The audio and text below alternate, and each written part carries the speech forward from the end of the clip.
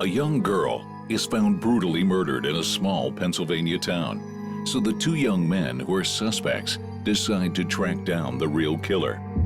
I didn't kill her. I figured it was you. Me? Why would I do it? Why would I?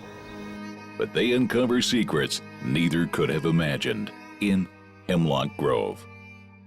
Hi, I'm Kevin. I'm Salim. And I'm Sean. Let's transform for a second, because we're going to talk about the new Netflix series Hemlock Grove.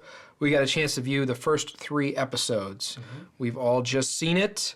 It's based on the novel by Brian McGreevy, and he serves here as an executive producer along with Eli Roth, the director of Hostel and the co-star of Inglourious Basterds.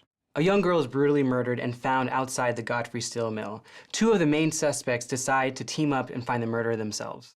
That explanation, I think, told me more about the show than the I first was 3 thinking the episodes same did. exact thing. They don't even team up till the 3rd episode. Okay. And there's about 50,000 characters all doing really mysterious and secretive things that we're not privy to. We never find out why they're doing things. We don't find out why people have powers, what the powers are, where the powers come from.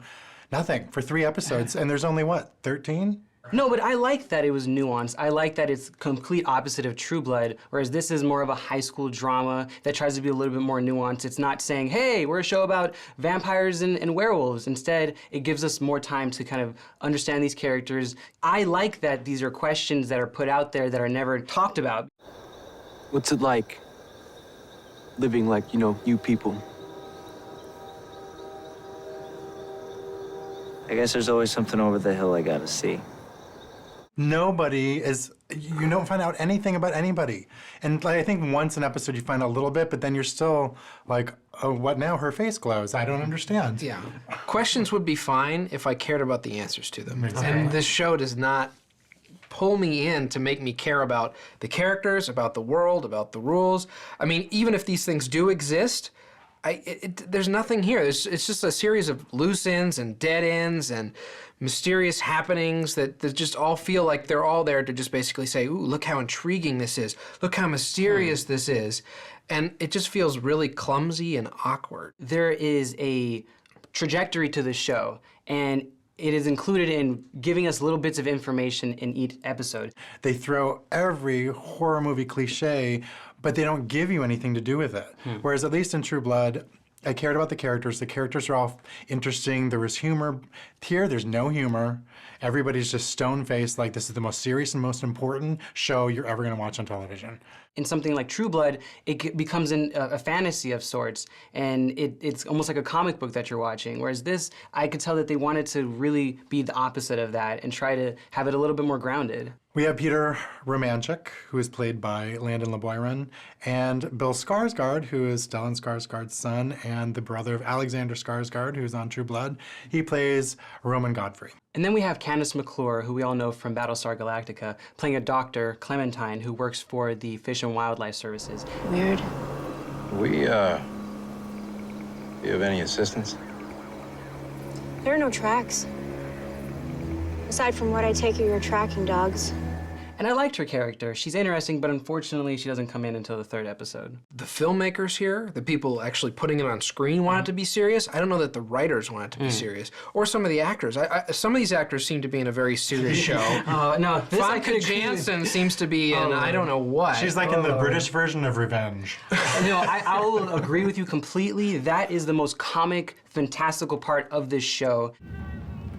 Annoyed, exasperated, sexually underwhelmed. Shall I go on? Let's talk about the directing a little bit. One of the EPs and the director of the first episode was Eli Roth, and I liked the aesthetic and the tone that he was going for. It being on Netflix is interesting because it has this high school aesthetic, but it's very much adult. It's an R-rated show, definitely. I mean, you get nudity in the first 30 seconds almost. And so notice you there know was that. only the Eli Roth episode that had nudity in it. That's true. The atmosphere to the show, he brings something to that. I'll give him that. I don't know that he brought any clarity to the script. I mean, these elements, like the flashback element, like we were talking about, it just seems like it's all over the map, and he didn't sort of wrangle in the elements that he could have to give us something that I was really invested in, at least. I would say, yeah, the directing is hit or miss with me. I think the one thing that I will give it credit for is the special effects are really good. Yeah. And they do seem to be not overdoing it with CGI. They're trying to use practical effects. Well, Yeah. some of them, yeah. Some of them I thought were I thought pretty the good. werewolf transformation was I'm glad you brought that really up. good, and it was lengthy. The second episode has this probably one of my favorite werewolf transformations ever. An American Werewolf in London was 30 years ago, and that werewolf transformation buries this one. I will agree with that, but I thought that they did a nice job for it being a television show. With all 13 episodes being released at one time, Netflix is hoping viewers will eat this in big bites. I'm thinking they'll have trouble chewing through episode 1. Skip it. This is a minimalist creature show, not trying to be too flashy with, hey, we're about vampires and werewolves. So I say, see it. Fans of the genre might find something to like about this, but for everybody else, they can take a walk around Hemlock Grove. Skip it. All right, our votes add up to 1 ticket, which is a stream it for Hemlock Grove. Cheers. Cheers. Is it a full moon tonight?